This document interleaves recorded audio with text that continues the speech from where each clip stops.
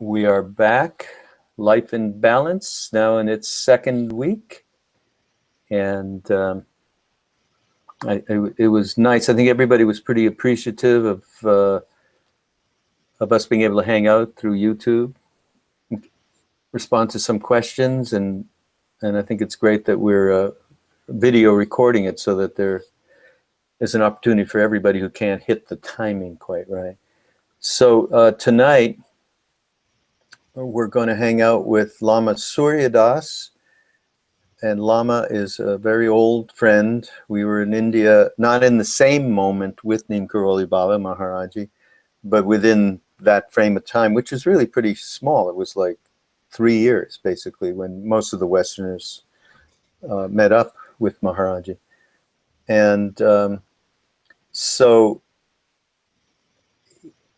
I love hanging out with Surya Das. This is, to me, just a great opportunity to hang out with you. Say hi, Surya Das. I love hanging out with you, and whenever we're together, Maharaji is right there, and all that's holy and wonderful and sacred in this world. And hanging out is no big deal, but it's also really a divine experience because of the love and sharing and the heart connection that we all feel. Mm. Hey, can I ask the first question? Or, I mean, I think most of you out there know Lama Surya Das was with us in India, and of course, met Neem Karoli Baba. He's got he took the, or he didn't take, the Buddhist path took him onto a journey. And he has many, not many, but some very specific beings that he is taking teachings from the last 50 years and all of our back and forth to the East, none the least of which was the 16th Karmapa. And by the way, Rachel, who's here helping us out, everybody, I'm just going to remember stuff that I think will be really useful for people to have related to the Course and beyond. And there's a beautiful book on Karmapa that Lama Surya Das was a major contributor to. What's the name of the book? The Miraculous 16th Karmapa. Huh. It's his biography and stories and anecdotes told by people who were with him and knew him. Yeah, so they're all firsthand experiences. And when I read the book, it was just like I could have been reading it about Neem Karoli Baba. It's the same being. I mean, it's just, in fact, when I personally met him, only one time in my life at a major ceremony in Los Angeles, black hat ceremony, and he was putting silk scars, katas, on everybody as a blessing. And I got within 10 feet of him, and I went, "Oh my God, Neem Karoli!" I didn't say Maharaji. I mean, it was just Maharaji to me. I mean, totally amazing. Anyhow, that book, Rachel, we should absolutely make a point of allowing everybody to have a link to get that book. Amazing book. So, yeah, enough said. I mean, certainly Lama has absorbed a wealth of wisdom over the years that he has been sharing for quite some time now. So I'm going to ask the first question. I just thought, what would you say? We named this course Life in Balance. What does that mean to you in your personal day-to-day life, given all of the vicissitudes of what especially we're going through these days? Yes. When it's very easy to become unbalanced, right? Yes. So, yeah. Well, in a way, it's always a balancing act. But by that, I mean just finding oneself and one's place in life and true vocation and coming home to oneself and to the higher power, the inner power. Buddha never taught Buddhism. He taught what he called the middle way, and that's a way of balance. Not all or nothing, not always and never, not just nihilism, nothing matters, or materialism. Everything is as solid as it seems to be. But the middle way, so that's balance and appropriateness and being centered and like having a balanced lifestyle, not hearing that we should we should do this or do that, and then just doing it so totally that it makes the medicine into a poison by overdoing it, like by austere ascetic practices on your body, or just growing your head so big that you're a human encyclopedia, but you don't know how to live. So balance means beyond the extremes, the middle way. But it doesn't mean a razor's edge, a sharp razor's edge down the middle of the highway of awakening or a spiritual life or just a beautiful life either. There are many lanes in the way and in life, and we just try not to fall into the ditches on either side, which are the extremes, like being an addict, being a blight on the landscape, being a killer. And also, everybody doesn't have to be a saint. We love the saints, but they're so rare. How about just be sane and equal to one another, and caring? You know, we don't all have to have unconditional divine love, although we aspire to it. And our teachers and masters embody it and show us the way that we too can experience that and exude it and pass it on. But just be loving and caring and connected and recognize our connection. And that's the middle way. That's balance for me. Spirituality integrated in everyday daily life. Of course, I have my spiritual practices in the morning and at night, and throughout the day, integrated in daily life. That's balance.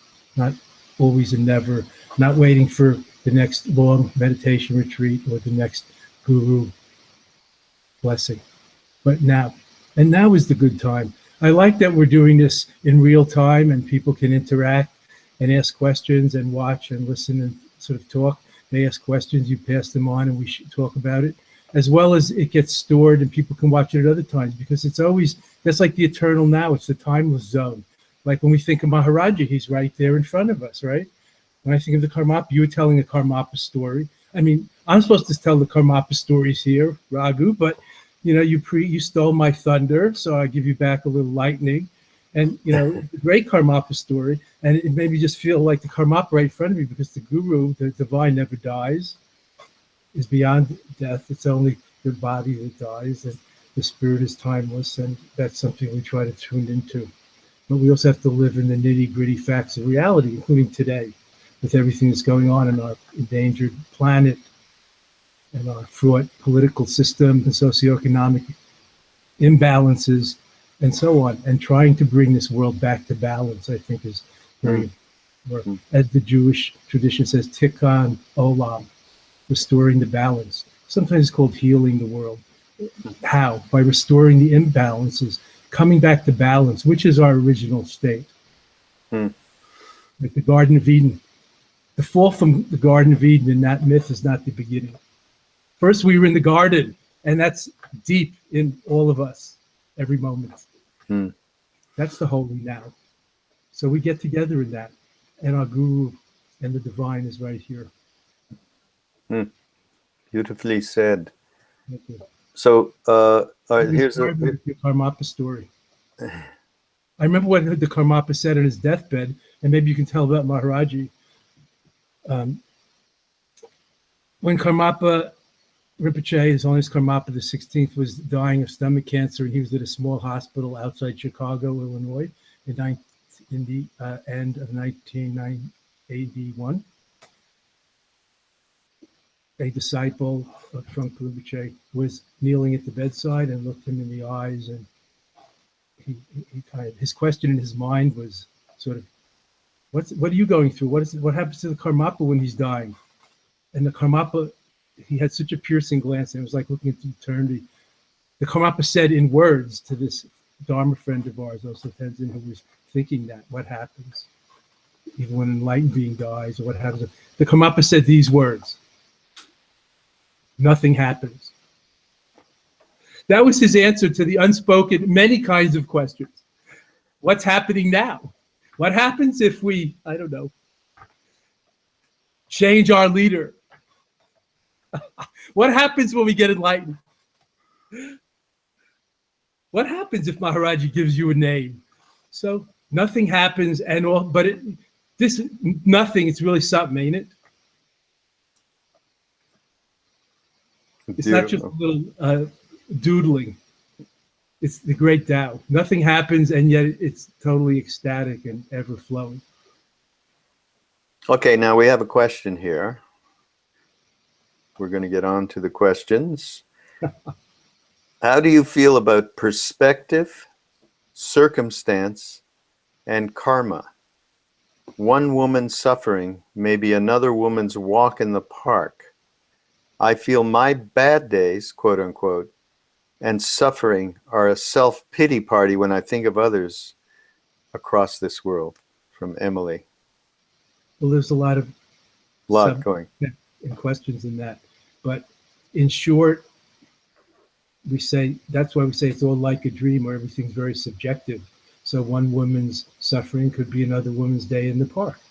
But that's not to make light of suffering and the miserable plight of many downtrodden people and also other species, including our degenerating, Earth, planet, global degradation, and all environmental degradation.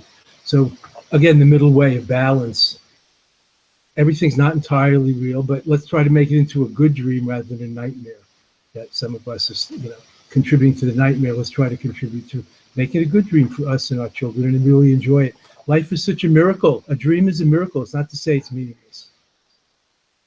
And if our children are having a nightmare, we try to wake them up. So that's like the path of awakening, spiritually speaking. So everything's very subjective. If an Eskimo was sitting here in this room, they'd feel it's a very hot, even though it's air conditioned. But if somebody from the equatorial countries are sitting in this room, they would feel it's very, very cold, even though it's only 71 degrees or 70 degrees. Everything's so subjective. Depends on our state of consciousness, our perspective, which is one of the words that our friend was at Emily mentioned: circumstances, perspective, and karma. It depends on our perspective, Emily, and I think we all have to think about this. Don't just take my word for it. You won't anyway, because we all have to find out for ourselves. Rumors are not enough. We have to gain some conviction ourselves if we're really going to transform our consciousness and awaken and transform and awaken the world. That's the meaning of karma, really, conditioning. What goes around comes around.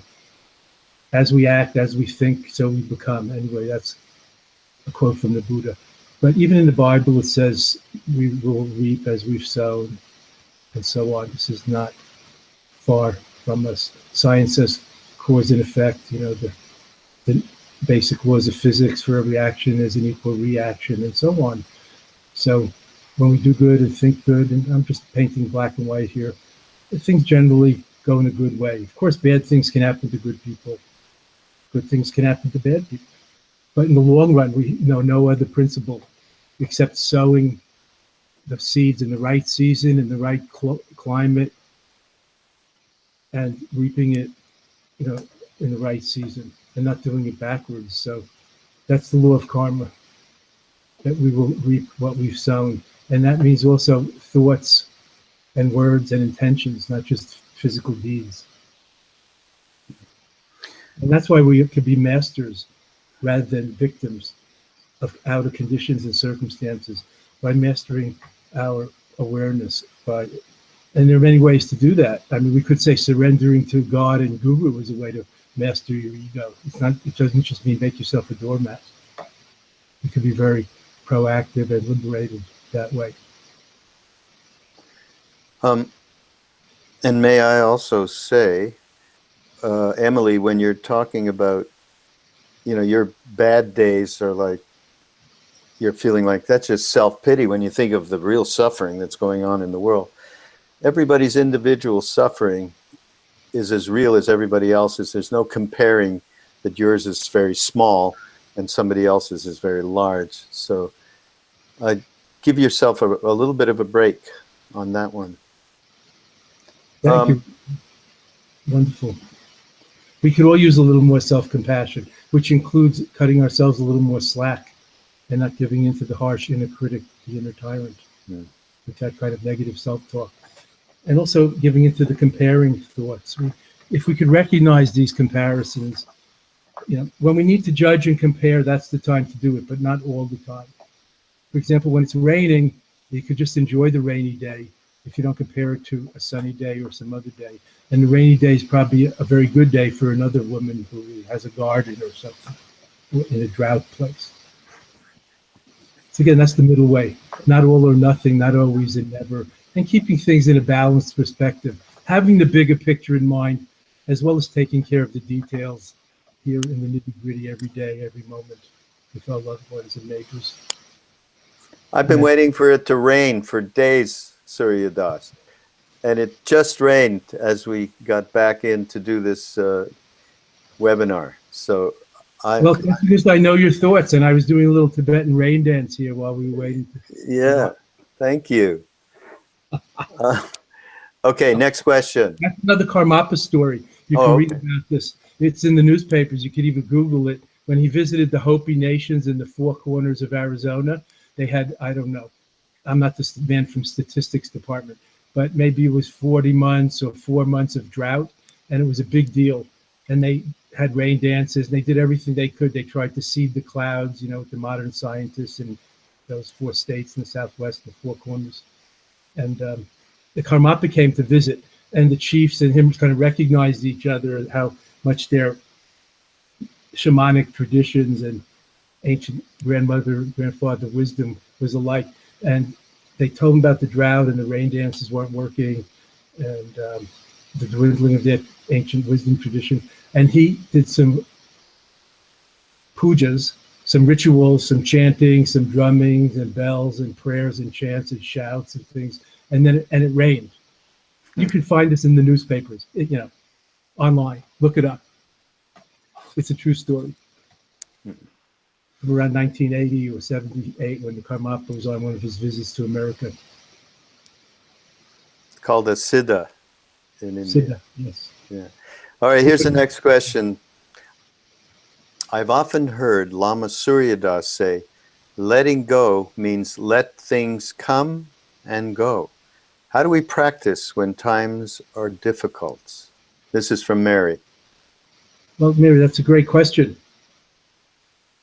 I think we can recognize, first of all, that everything changes. There's a Buddhist mantra for this. This too shall pass. It's good to remember that. Or have it tattooed on your, I don't know, knuckles, if you're Spike Lee or something like that. This too shall pass. The good times, though, as well as the bad ones. So that's also how we stay in balance. So we don't give into elation and depression. And we just have normal emotional cycles and not get stuck either in elation and being addicted to highs, or in despair and depression and being stuck seemingly hopelessly in the lows, but flowing. And that's why I emphasize this about letting go means letting come and go, letting be. Because we hear in the Eastern traditions as they've come to the West a lot about letting go, and we might misunderstand it, as many of us have in the beginning and along the way. It means throwing things away, suppressing our feelings, even throwing away our health or our family or kind of critical intellect, and things that really all fit together in our gorgeous being. And so letting go means letting things come and go, letting be, allowing, and discovering the magic of acceptance, of radical acceptance. Now, if you have an impulse to work towards a better world, let that come and go too. Don't suppress it. It doesn't mean we give into complacence or we become quietists and try not to do anything. Doing nothing is also a karmic activity that has its results. So I think it's important, even in these times, to remember things change, and also when we have real inspiration, motivation to try to contribute, as I do, you do, Raghu, and we all do. And Ram Dass and Maharaj, you've led the way talking about seva, selfless service, and service to God by serving others. And I think this is also something to let come and go, not just ignore or suppress it, as letting go might suggest. So letting be might be a better way to think about it. When you're meditating, let the thoughts be and come and go like gentle waves, and don't get trapped by them, and just notice them and let them go. And the physical sensations in your body, and also when you're hearing the news about people being shot or politics or you get a bad diagnosis, you also have to deal with it.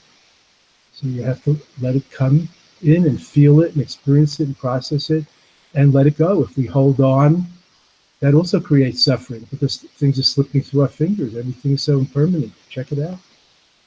So if we grasp too tightly to the rope, we get rope burn. So we let it go a little without throwing it away. Just loosen our tight-fisted grip. That's the idea. Whether in meditation or the inner world or our outer relations. Like we have to let the children come and go, not throw them away. And we're always there, but be less invested in having little me. Do it our way and let them go and come and go. And they will. And the more you let them go, the more they'll come. Also, might be the case. The tighter you hold them, the further they'll go. I know what I'm talking about. I lived for 20 years on the other side of the world, Raghu, as you know. Maybe it had something to do with my family situation. I don't know. Mm. Yeah, letting go.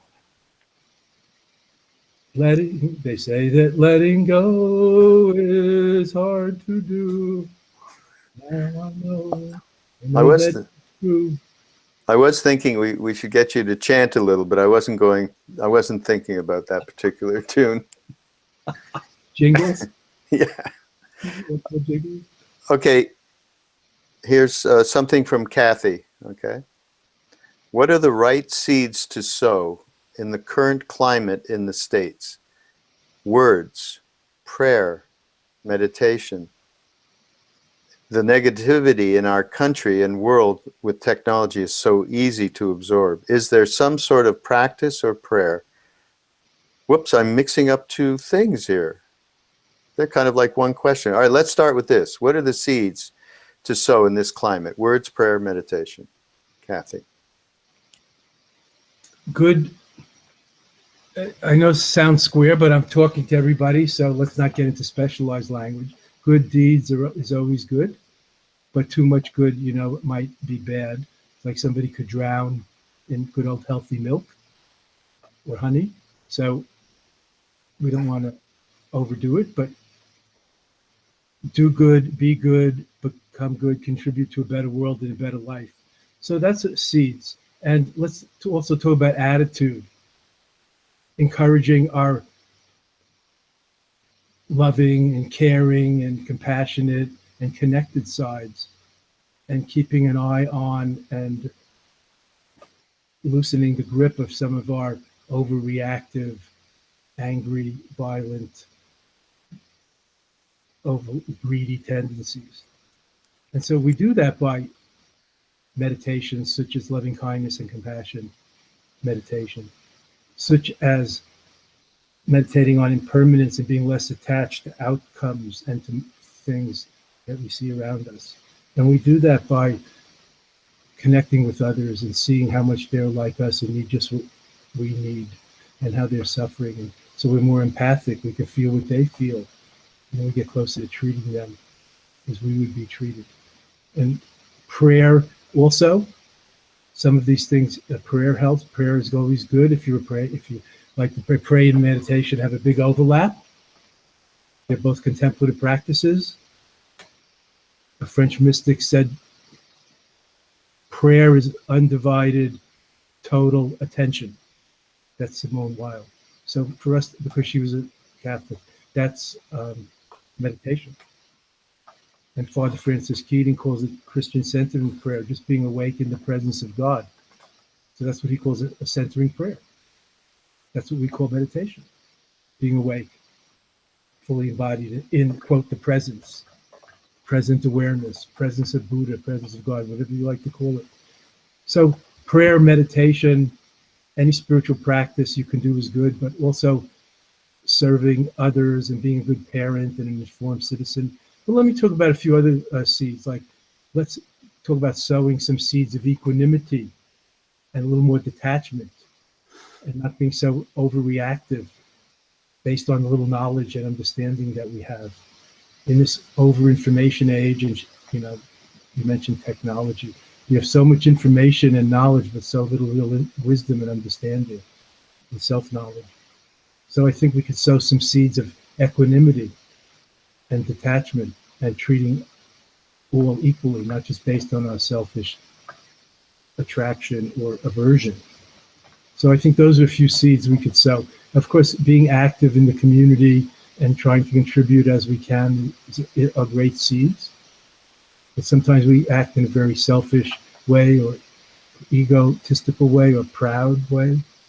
And we want recognition for that. So trying to have some self-awareness and less selfish and more um, altruistic thinking of others, but also considering oneself. We talked before about self-compassion, so now I'm talking about others, not being so self-centered. So seeds of equanimity, seeds of unselfishness we could sow, as well as seeds of community among kindred spirits, whether it's this way, hanging out together on the web or virtual communities in other ways, or in person, and of course, family and so on, local community, very important, kindred spirits. No one can do it all alone, and none of us is exempt from participating. We're all connected and interdependent.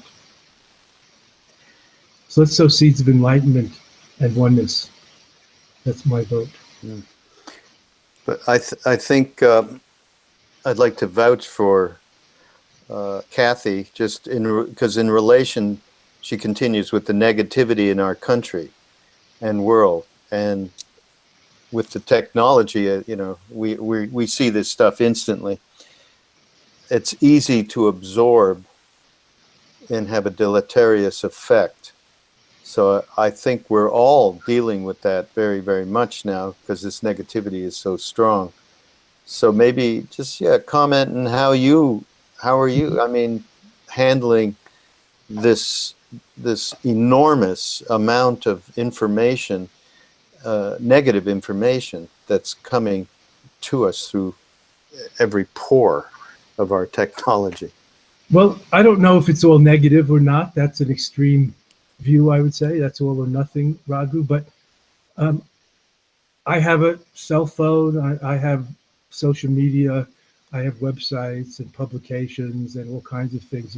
We Buddhist meditators and teachers who live in the present moment have schedules for 19, where are we, 2017, 2018. We have some conferences and retreats scheduled for 2019. So it's a little contradiction in terms, but the middle way includes the balance of um, living in the now and also now having some plans.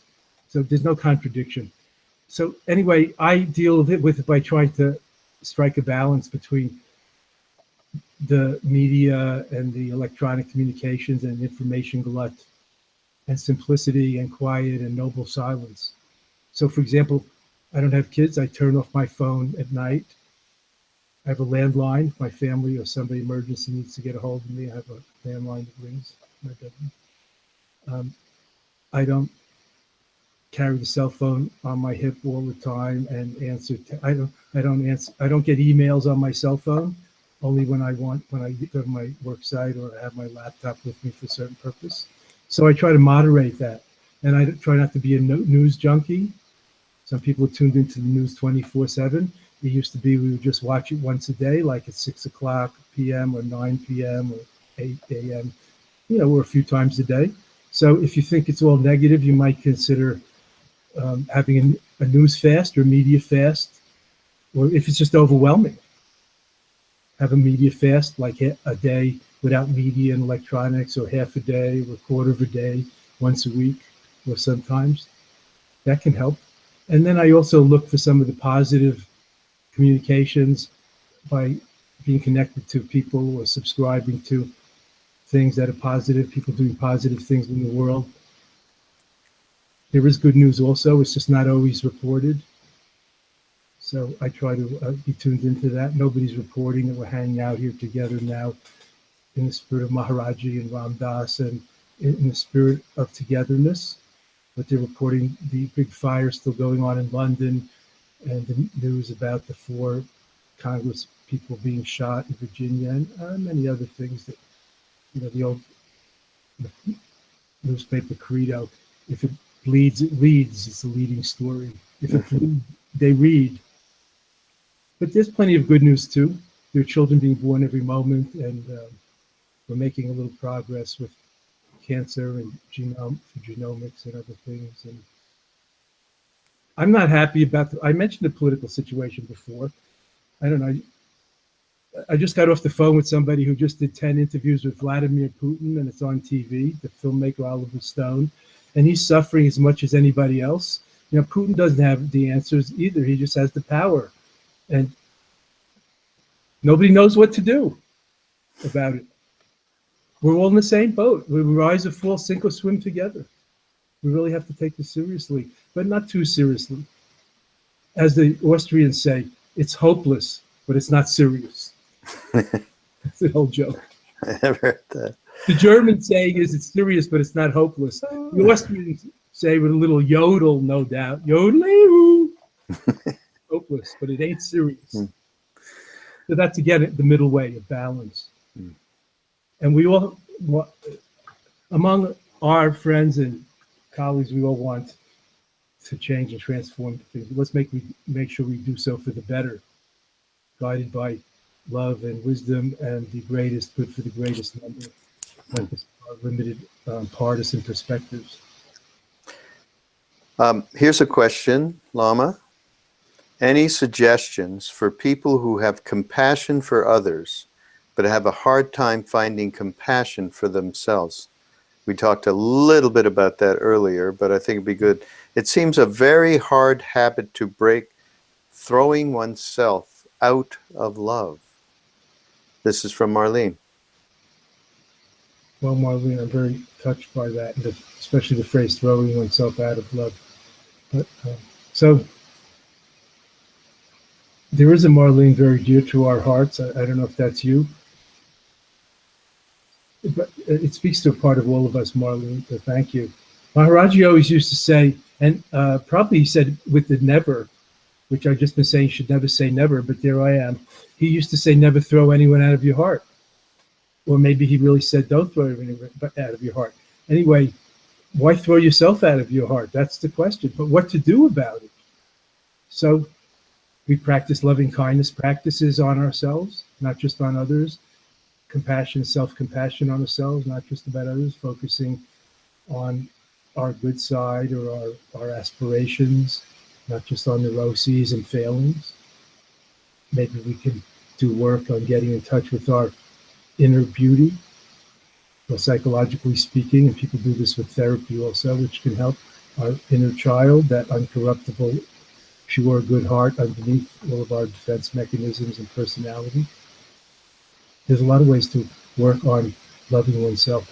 Loving kindness, metta for oneself is one of the best ways.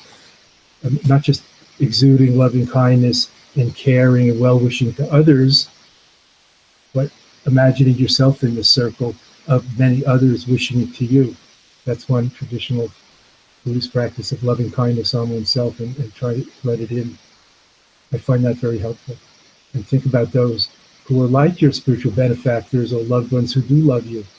Maybe like your parents or grandparents, maybe your grandparents who were so proud of you being born and waited for you. And alive or dead, they still would wish well for you, which is metta. And try to let in some of the metta that all these loved ones, in the invisible ray of those who have come before and those who are around you, feel for you, Marlene. That's something I practice. And it helps me a lot with forgiveness, self-acceptance, and letting the love in. Some people are better at loving than at receiving the love.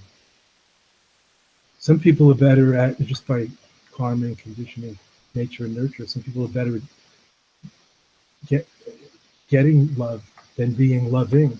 So, and again, that's a question of balance. So breathing in and breathing out, loving others, loving oneself, and receiving the love from them. Mutual reciprocity. It's very important. And it's not so simple. It's something that's worth working on, cultivating.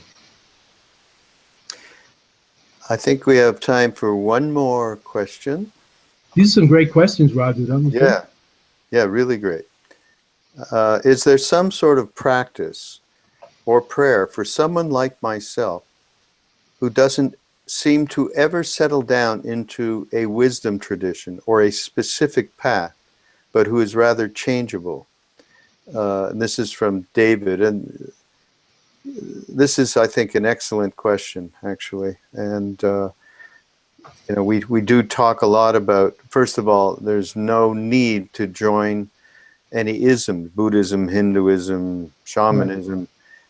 So I think this goes to the core of that. And I think it works both ways, but I'll let you go ahead and answer it.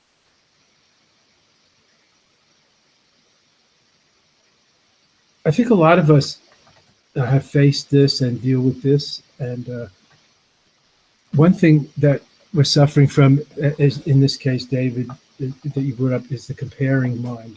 So you're comparing yourself to some other people who seem to have settled in one more so. If you really check, it might not be entirely the case. Excuse me. Also, it might not be as good for them as you think. Maybe they're gullible. Maybe they're insecure and need to hold on to one thing, like Jesus is the only way, Jesus is the only way, and everybody else is consigned to a bad fate. I'm not encouraging that thinking. I'm just saying insecurity breeds this kind of dogmatism and clinging to one way. So it's not necessarily deeper than the continual questioning of the postmodern person today.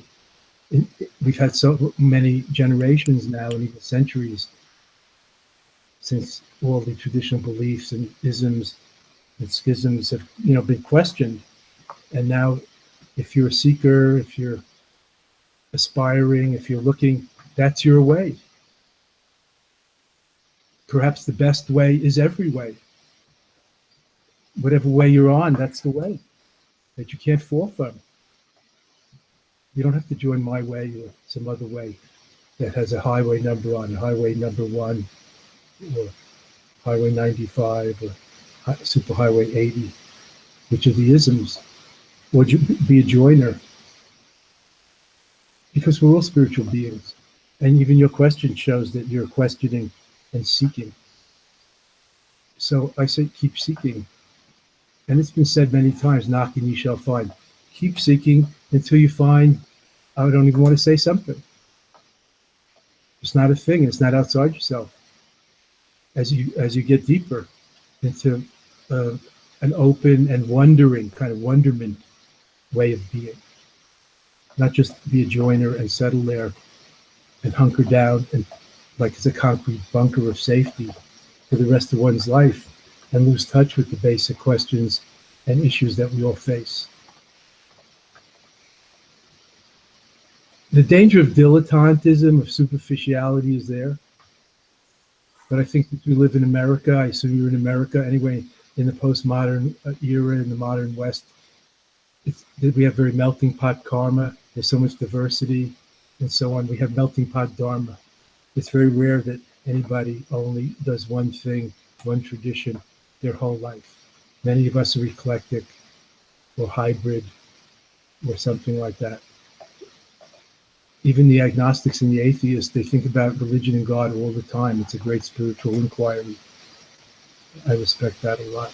So I say good luck to you and keep seeking. And don't seek until you find. And even when you find, keep inquiring. It's an infinite journey, and it's a beautiful journey, and we're all on it together. Nobody's more questioning than I am. Investigation is one of the factors of enlightenment, according to Buddha. Wouldn't you say, Lama, at the same time, I have found in my own personal practice that having something, and I'll give my best analogy, is the Hanuman Chalisa, which is a prayer to the monkey god Hanuman, who Maharaji said to us was no different than Christ. Hanuman and Christ are one, he used to say. It's love, service, devotion. And so there's this 40 verses in praise of Hanuman that whenever I'm in any kind of, either way, great or not so great, that I turn to this, and it certainly is a consciousness ballast for me. Mm-hmm.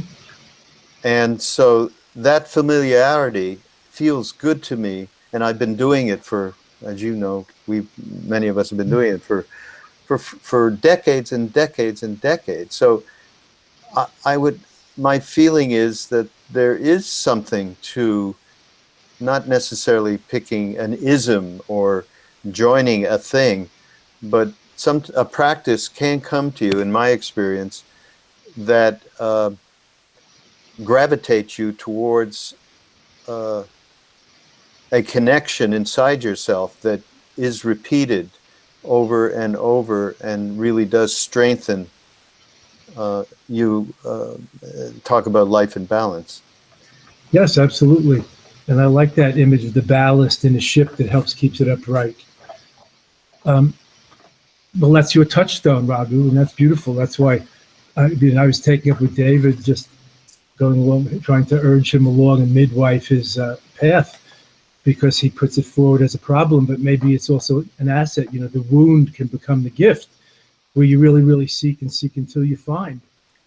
That's why so seeking becomes the routine, or questioning, or wonderment every moment, like not knowing, admitting you don't know, rather than having a little questionable bit of knowledge that you hold on to, like a life raft.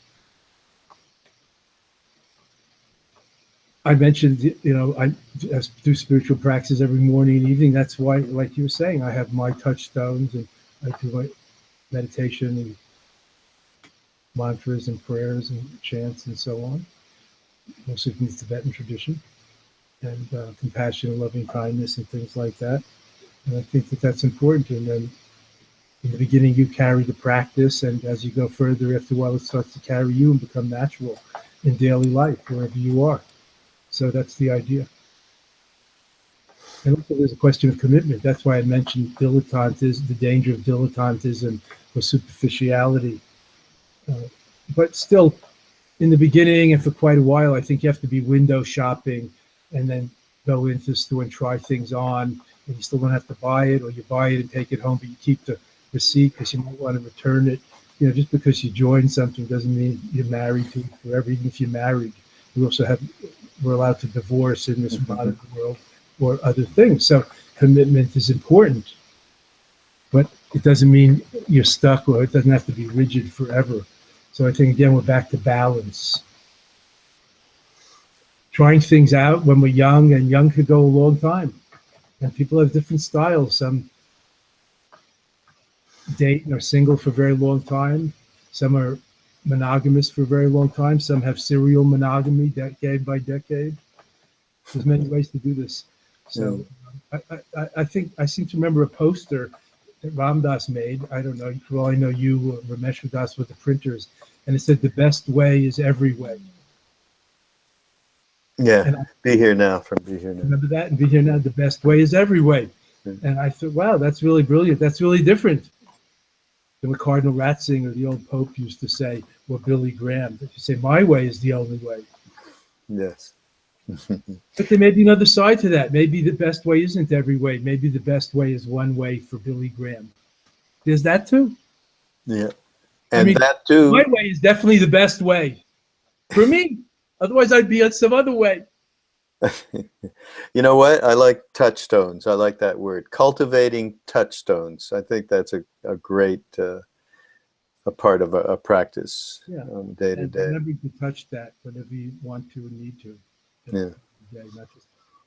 But we're back to balance, and that's where we started. And this is Life in Balance. And we thank everybody for joining us, and those of you who'll be joining us and seeing this post, because it will be available. And Lama Surya Das, I want to thank you for joining us. As I said in the very beginning, it's a gift of grace for me to hang out with you. For me too. So, and Maharaji and everyone in this circle. Yeah. So it's been circles and deepening circles of heart and loving awareness. And next week we're going to have another friend of ours on, who's one of the teachers from Life in Balance course, Dale Borglum, also known as Ramdev. And he started with Ram Dass and Stephen Levine in the late 70s, a foundation around transition, death and dying and grief. And he's got a tremendous amount of knowledge in that area particularly, and in others. He's a wonderful teacher, and so he's going to join us on next Thursday, the 22nd, at the same time. So thank you. Thank you very much. Love to one and all. Ram Ram. Love.